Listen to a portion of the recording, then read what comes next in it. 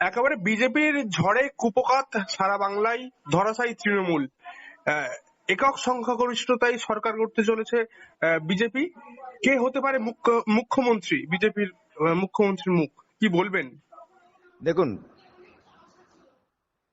আমি অ্যাডভোকেট আলী আফজল চাঁদ, মাননীয় হাইকোর্টের আইনজীবী হিসাবে আমি মুসলিম হয়ে 2009 সালে যখন ক্যান্ডিডেট হয়েছিলাম বর্ধমান দুর্গাপুর লোকসভার, তখন এই বর্ধমান দুর্গাপুর লোকসভার মধ্যে হিন্দুরাই আমাকে বলতো এই মেরেখোট্টাদের দলে দাঁড়িয়েছেন।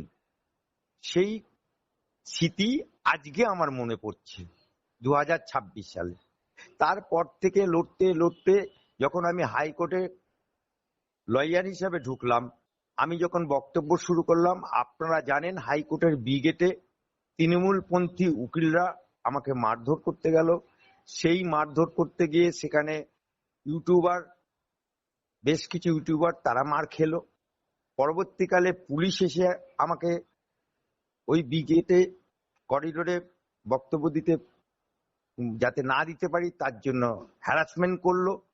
অবশেষে গেটে আমরা করলাম, তারপরে আমার বাড়ি ভাঙচুর করলো। তাহলে আমি একজন লয়ার হিসাবে যখন এত অত্যাচারিত হয়েছি, তাহলে বাংলার সাধারণ মানুষ কি অত্যাচারিত হয়েছে? অভয়ের মা সে সন্তান হারা হয়েছে, তামান্নার মা সন্তান হারা হয়েছে। তাই আজকে পশ্চিম বাংলায় যে ডবল ইঞ্জিনের সরকার হয়েছে, যেটা কেউ ভাবতে পারেনি যে বিজেপি 200-র ওপরে সিট নিয়ে সংখ্যাগরিষ্ঠতা অর্জন করে আগামী 9 মে রবীন্দ্রনাথের জন্ম দিবস উপলক্ষে সেখানে শপথ নিতে চলেছে। 4 মে রেজাল্ট, 9 মে বাংলার মুখ্যমন্ত্রী শপথ নিতে যাবে ভারতীয় জনতা পার্টি। এটা ভাবতেই কেউ অবাক লাগছে অনেকেরই, কিন্তু নিরলস আমরা যারা পরিশ্রম করেছি, যারা আম জনতা পরিশ্রম করেছি, মমতা ব্যানার্জি, অভিষেক ব্যানার্জি এই ভোটের সময় কত কথা বলেছে, প্রধানমন্ত্রীকে কোমরে দড়ি বেঁধে ঘোরাবো, এবং অভিষেক ব্যানার্জি বলেছে 4 মে যদি বাপের বেটা হয় বেলা 1টার পরে আমি মমতা ব্যানার্জি নয়, বদলা তো হবেই, সাথে ডিজে বাজাবো, ডিজে বাজানো হবে। সেই অভিষেককে নিয়ে আমি বলতে চাই, অভিষেক বাবু তোমার ডিজে কোথায় গেল?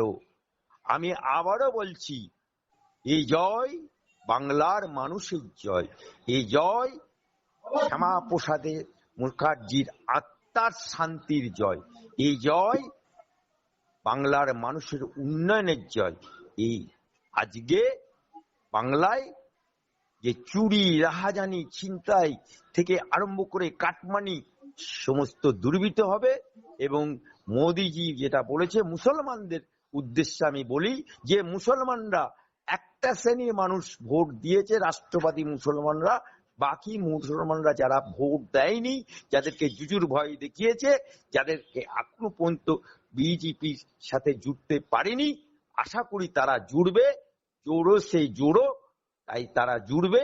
মুসলমানদেরকে বলছি যে ভয় পাবার কিছু নেই, ভয় পাবার কিছু নেই, ভয় পাবার কিছু নেই। তবে হ্যাঁ, जो गुंडागर्दी करेगा, जो दादागिरी करेगा, जो मस्तानी करेगा, चुन चिन करके नो एफआईआर, नो अदर কিছু ডাইরেক্ট এনকাউন্টার। আফজাল বাবু, তাহলে কি একেবারে ইউপির মতোই এখানে এনকাউন্টারের আইন চালু হতে চলেছে? বাংলা কি একেবারে ইউপির যোগীর মতো করেই রাজ্য চালাবে? বাংলায় কি এই আইনই লাগু হতে চলেছে আগামী দিনে? দেখুন, বাংলায় যোগীর রাজ্য কি রাজ্য আমি সেটা বলছি না। বাংলায় চুরি, ছিনতাই, রাহাজানি, দাদাগিরি, কাটমানি जो करेगा से जो धर्म का मानुष करेगा उसको रोने का आवाज कालीघाट तक पहुंचेगा। তাহলে কি একেবারে কারণ কারণ কারণ এই ভোটের সময় এনকাউন্টার স্পেশালিস্ট এসেছে, আমার বাংলায় আছে, থাকবে। একটা রোগা প্যাংলা বেলুন বিক্রি করত, অভিষেকের পায়ে ধরে সে সামনে পুলিশ, ডাইনে পুলিশ, পেছনে পুলিশ, যে বেলুন বিক্রি করা ওলা এইরকম পুষ্পা সাজা, সেই পুষ্পা সাজা যারা সেজেছে সেই পুষ্পাদেরকে এনকাউন্টারের খাতায় লিস্টে নাম উঠে গেছে, যাবে না গেছে। कोई पुष्पा हमारा बंगाल में नहीं रहेगा, नहीं रहेगा, नहीं रहेगा। दादागिरी नहीं चलेगा, जो बदमाशी करेगा उसको साजा मिलेगा। আফজাল বাবু 2026-এর এই যে 21শে মে ফলতাই হতে চলেছে পুনর্নির্বাচন, এর ভবিষ্যৎ কি? এর ভবিষ্যৎ আবার কি? ভবিষ্যৎ ওখানে যে পুষ্পা ইঁদুরের গর্তে ঢুকবে, কমল খেলবে। তাহলে কি আদেও নির্বাচন হবে নাকি এর অবশ্যই নির্বাচন হবে। নির্বাচন যখন নির্বাচন কমিশন ঘোষণা করেছে 9 মে নির্বাচন হবে।